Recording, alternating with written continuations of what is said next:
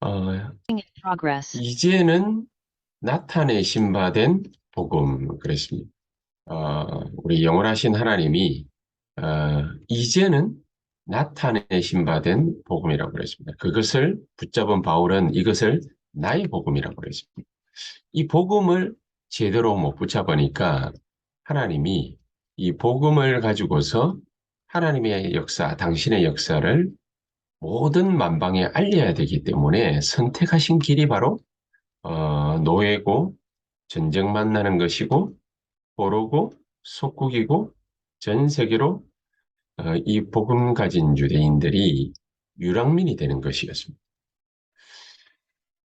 근본적으로 하나님은 이런 남은 자로 흩어진 자로 나그네로 렘넌트로 하나님은 우리를 부르셨는데 왜 하나님은 이렇게 7번이나 이스라엘로 하여금 흑역사죠.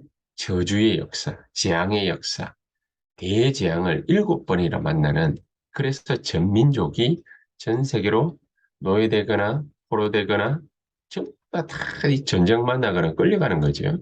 그렇게 속국당하거나 유랑민 생활하는 이런 비참한 역사를 하나님은 왜 그들에게 허락하셨는가?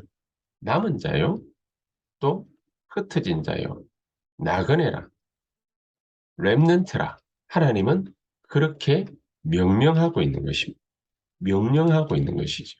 그래서 아까 이 본문에도 그렇게 말했죠. 나의 복음과 예수 그리스도를 전파함은 영세전부터 감추었다. 하나님이 그냥 감춘 것이 아니라 영원전부터 영원까지, 처음부터 끝까지 절대로 변함이 없을 것이라는 거죠. 영세전부터 그랬거든요. 처음부터 끝까지 영원토록 변함없는 거, 그게 뭐냐? 복음입니다. 우리를 살리는 것이고, 구원하는 것이고, 함께하는 것입니다. 이 영원하신 복음이 이제는 나타내신 바 됐다. 그것을 내가 받고 누리고 있다. 그래서 나의 이 복음을 하나님이 이 비밀의 계시를 이제는 모든 사람들에게 나타내기를 원하신다. 그 하나님의 지혜가 담겨져 있는 것이 뭡니까? 그게 바로 렘넌트라. 우리는 저주라고 생각하고 재앙받았다라고 생각하고 우리는 전 세계의 유랑민으로 흩어졌다라고 생각하는데 하나님은 우리에게 남은 자요, 렘넌트의 축복을 주셨다라고 말하고 있습니다. 그래서 이번 주간에는 RTS 주간으로 지냈기 때문에 이 RTS에게 주시는 메시지였는데 이 RTS를 잘 활용해서 RU를 잘 활용해서 세 가지를 반드시 해야 된다 그랬거든요. 파송된 자, 와 있는 제자, 또 혹은 TCK 이들을 철저히 관리를 해야 된다고 그러죠. 철저히. 철저히 관리해야 된다는 말이 어떤 의미가 담겨져 있겠습니까? 그냥 가만히 내버려 두고 이 사람들이 잘 살아가고 있는가? 그게 철저한 관리가 아니지요. 생명은 자라나는 것입니다. 생명은 자라나는 것이기 때문에 가만히 있는 게 좋은 게 아니지요. 가만히 있으면 죽은 거지. 생명은 자라나는 것이기 때문에 어떻게 시작하고 어떻게 진행하고 어떻게 끝을 맺느냐, 이게 굉장히 중요한 일입니다. 그래서 비대면으로, 비대면으로 시작해라. 미디어가 발달한 시대이기 때문에 비대면으로 시작해라. 미디어가 발달하지 못한 바울 시대에도 초대교회 때에도 이 바울은요 서신을 갖다가 14권이나 썼습니다. 서신을. 그때에는 우리처럼 책이 아니잖아요. 두루마리잖아요. 이 두루마리를 갖다가 하나를 만드는데 뭐 작게 크게 다 형편에 따라서 다르겠습니다만은 이 두루마리를 하나를 갖다가 만들려고 하면은 수천만 원이 들거든요. 지금 시가로 따져 놓고 보면은 그러면은 뭐 이렇게 종이라든지 이런 게 발달하지 않은 때니까 뭐 없을 수도 있으니까 가죽에다 쓰거나 뭐 천에다가 쓰거나 이렇게 하려면 얼마나 힘들겠습니까? 그래서 돈이 많이 드는 거예요. 이런 두루마리 성경을 14권이나 썼다. 바울이. 그렇게 해서 뭐 하느냐? 비대면으로 활용하는 것이. 이 자료를 이 복음에 대한 자료를, 전도에 대한 자료를, 기도에 대한 자료를 14권이나 써서 비대면으로 활용을 하는 것입니다. 그래서 우리도 적극적으로 대학이라든지 청년이라든지 이런 곳에 가상교회, 메타교회, 메타버스 교회, 메타버스 철치, 비대면으로 우리가 활용을 해요. 어떻게 활용을 하다가 할 것이냐. 이 비대면으로 다락방하고, 비대면으로 팀사역하고, 비대면으로 미션홈하고, 적극적으로 뛰는 것입니다. 그러다가 제자가 나오면은, 그러면은 대면화하는 것이죠. 그냥 무조건 만나야 된다. 이 말보다는 비대면으로 자료를 적극적으로 활용하다가 복음을 전하고, 복음을 활용하고 해서 제자가 나오면은 대면화하는 거예요. 하나님 그것 때문에 노예, 전쟁, 포로, 속국, 유랑민 속에 거기에 빠뜨렸는데 그런데 눈을 뜨지 못하니까 노예되거나 전쟁 만나거나 포로되거나 속국되거나 유랑민 속에 빠져 있으니까 더 안 되는 거지. 복음을 모르니까. 복음을 알면은 모든 것을 다 활용할 수 있는데 복음을 모르고 복음을 누리지를 못하니까 오히려 거기에 빠져가지고 더 안 되는 거지. 그래서 말세 때에는 더 모이지 못하게 될 것이다. 그렇게 말씀까지도 하고 있습니다. 그래서 이것부터 우리가 제대로 막아야 된다. 이것부터 제대로 막아야 된다. 비대면을 적극적으로 활용하고 비대면으로 치고 나가서 도전해서 우리가 비대면 세상, 이 메타 세상을 점령해야 되는 거죠. 점령.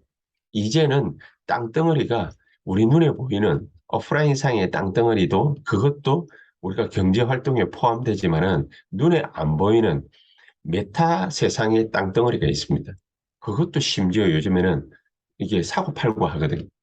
눈에 안 보이는 가상 세계인데, 가상 현장인데, 가상의 땅인데 그것도 사고팔고 합니다. 거기에도 돈 들어갑니다. 희한한 세상이 됐습니다. 근데 우리가 지금 볼 때는 희한한 세상이지만은 이제는 대면화한 것과 같은 비대면이 대면화된 세상 같이 그렇게 살아가는 세상이 되는 것입니다. 복음은 더욱더 이것을 전도는 적극적으로 활용을 해야 됩니다. 그래서 비대면을 점령하면서 대면화로 만들어 나가야 된다. 대면화로 만들어 나갈 때에는 제자들이 모일 수 있게 되는 것이죠. 제자들이.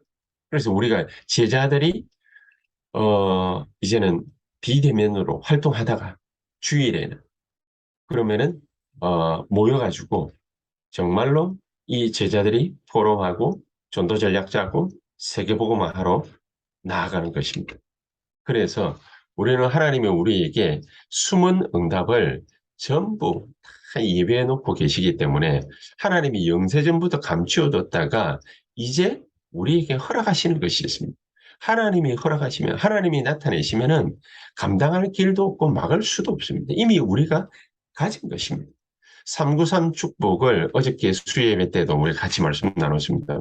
하나님이 주신 특별한 그 능력을 우리가 온전히 우리 거다라고 판명될 때는 누릴 수 있지 않습니까? 이것을 적극적으로 활용해 나가야 된다.